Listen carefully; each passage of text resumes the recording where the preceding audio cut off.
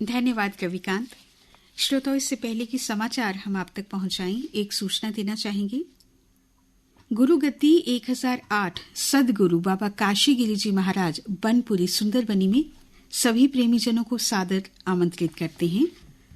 गुरु गद्दी परंपरा अनुसार 58वें वार्षिक कथा, कीर्तन, सत्संग, प्रवचन और यज्ञ भंडारे का आयोजन 1 अप्रैल से 13 अप्रैल तक किया जा रहा है। इसमें शाम 4 बजे से 7 बजे तक वृंदावन से पधारे संत श्री सर्वेश्वर शरण जी महाराज के मुखारबिंद से श्री राम कथा और 12 अप्रैल को अन्न महायज्ञ, 13 अप्रैल को समाधि पूजन और ध्वजारोहण का आयोजन भी रहेगा। वर्तमान गद्दी आसीन गुरु गोसाई श्री बृजभूषण जी महाराज और समस्त प्रबंधक समिति द्वारा आप सभी सादर आमंत्रित हैं। इस सूचना के बाद अब मुख्य समाचारों की ओर चलते हैं। तो शहर में अपराध पर अंकुश लगाएंगी 5 नई पुलिस चौकियां, चुनाव के बाद स्थापित करने की तैयारी है। अपराध, नशा और मवेशी तस्करी रोकने के लिए नोडल अधिकारी तैनात किए जाएंगे। रघुड़ा, बठिंडी, जानीपुर, बेलीचराना और एक अन्य जगह खोली जाएंगी ये चौकियां। डाटा जुटाने के निर्देश दिए गए हैं। डीआईजी जम्मू ने मांगी है आपराधिक वारदातों से संबंधित सभी जानकारी। ऑपरेशन संजीवनी, ऑपरेशन अवतार, ऑपरेशन मेघदूत और ऑपरेशन कामधेनु के तहत पुलिस अपराधियों पर कसेगी शिकंजा। रणनीति तैयार की जा रही है।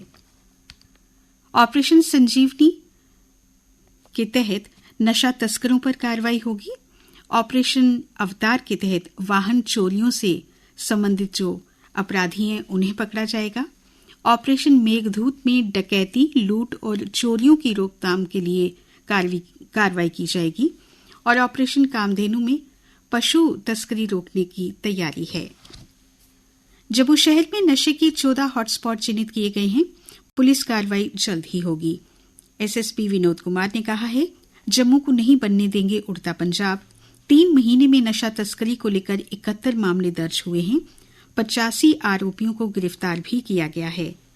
एसएसपी का कहना है, यदि किसी पुलिसकर्मी का पता चले कि वो नशा तस्करी में शामिल हैं तो उसके बारे में भी जनता हमें जानकारी दे।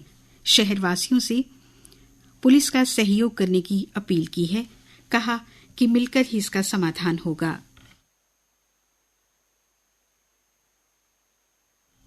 राहत और पुनर्वास आयुक्त डॉक्टर अरविंद कारवान ने कश्मीरी प्रवासियों के प्रतिनिधि मंडलों से मुलाकात करके स्थिति स्पष्ट की है।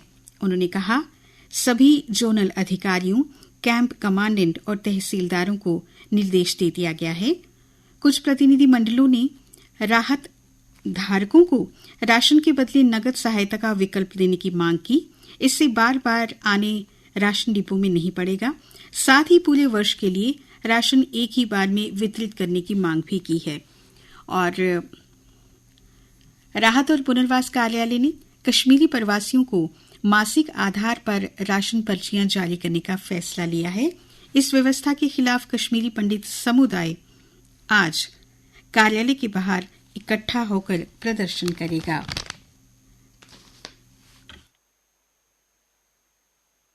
भारत ने डिजिटल कार्यक्रम से गरीबी घटाई है, ऐसा कहा है संयुक्त राष्ट्र महासभा अध्यक्ष फ्रांसिस ने।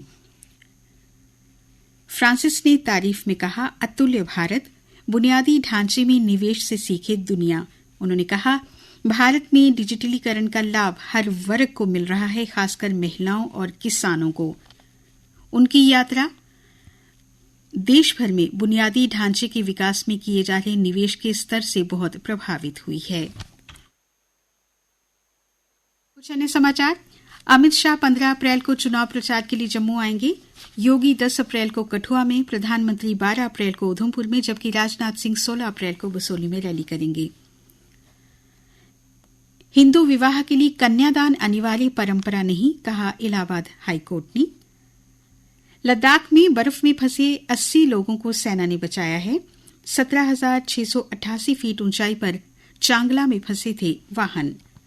शहर में घरों पर नंबर लगाने का 70% काम पूरा हो गया है। क्यूआर कोड प्लेट लगाई जा रही, जुलाई तक काम पूरा करने का लक्ष्य है। केजरीवाल के समर्थन में ग्रीन बेल्ट पार्क में 1 दिवसीय भूख हड़ताल पर बैठे कार्यकर्ता। जम्मू कश्मीर स्कूल शिक्षा बोर्ड ने 1 से 5वीं कक्षा तक हिंदी, कश्मीरी, डोगरी और अंग्रेजी विषयों के लिए नई पाठ्य पुस्तकें तैयार की हैं और ये 3 गुना सस्ती भी हैं। जनता को मतदान का महत्व समझाने के लिए कल न्यू प्लॉट इलाके में जागरूकता अभियान चलाया जाएगा। महबूबा मुफ्ती अनंतनाग राजौरी सीट से लड़ेंगी चुनाव। किश्तवाड़ में 3 दिन में 6 बार आया भूकंप और साल का पहला सूर्य ग्रहण आज है। 4 घंटे 25 मिनट होगी इसकी अवधि। रात में ग्रहण होने के कारण भारत में ये नजर नहीं आएगा। खेल समाचार। टोरंटो में कैंडिडेट्स शतरंज के तीसरे दौर में आर प्रज्ञानंदा ने बड़ी जीत हासिल की। वहीं उनकी बहन वैशाली ने बुल्गारिया की अंतर्राष्ट्रीय मास्टर सालिमोवा को पराजित किया है। एक साथ जीतने वाली भाई बहन की ये पहली जोड़ी बनी है।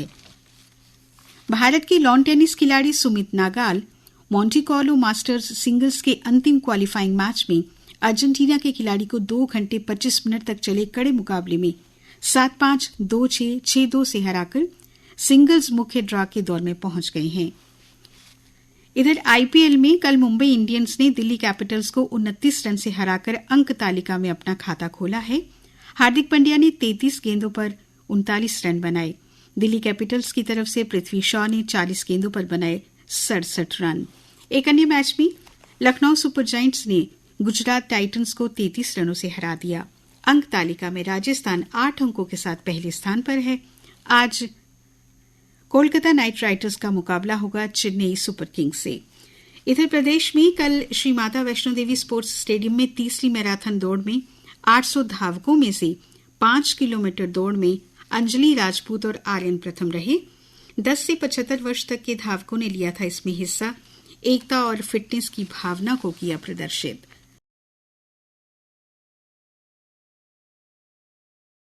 मौसम की बात करें तो देश भर में इस समय 8 राज्य लू की चपेट में हैं। मौसम विभाग ने देश में अगले 6 दिनों में कई राज्यों में हल्की आंधी चलने का अनुमान जताया है। जम्मू कश्मीर में 10 से 13 अप्रैल तक छिटपुट बारिश के आसार हैं। तापमान कल जम्मू शहर में रहा अधिकतम